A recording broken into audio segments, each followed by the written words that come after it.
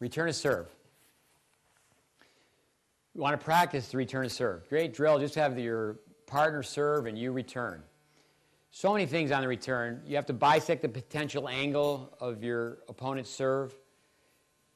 You know, if they're right-handed, you move more to the right. If they're left-handed, you move to the left based on what they can do as far as angling the ball. You want to stand in as close to the baseline as possible, but keep in mind if you're just a racket length away from the baseline, and then you're just being relaxed, this is your personal ready position, but when the toss goes up, you get into a fundamental ready position. If you're two-handed, wait with both hands together in this position. You want to have your elbows out.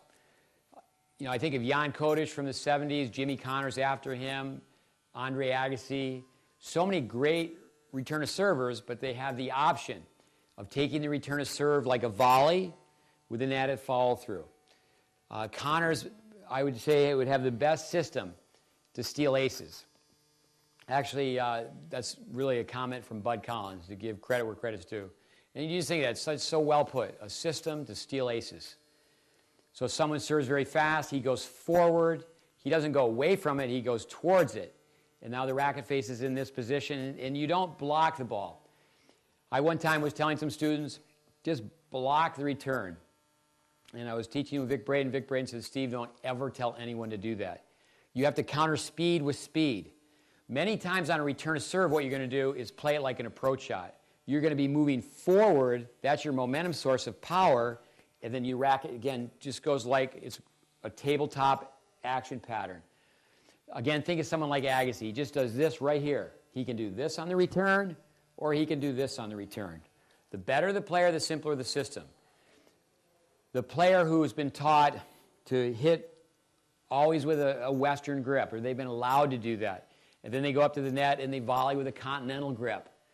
It's frustrating to watch them as they go through frustration trying to return serve. They're trying to block serves like this, and then now they're in this position, and they have a big swing.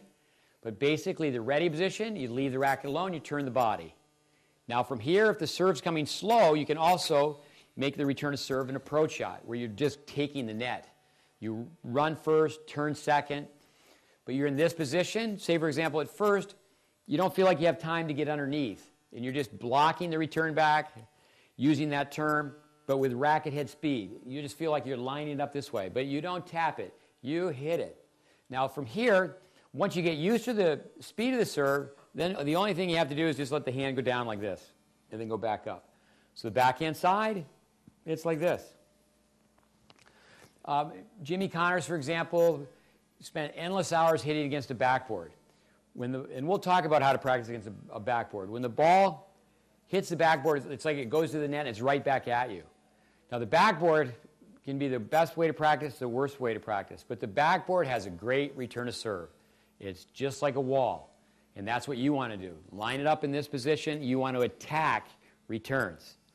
And then ideally, if you can get underneath it and hit topspin, and that's where Agassi's return arguably is the best ever, because not only do you have a short, compact motion, is he'd get the ball to come down at your feet this way.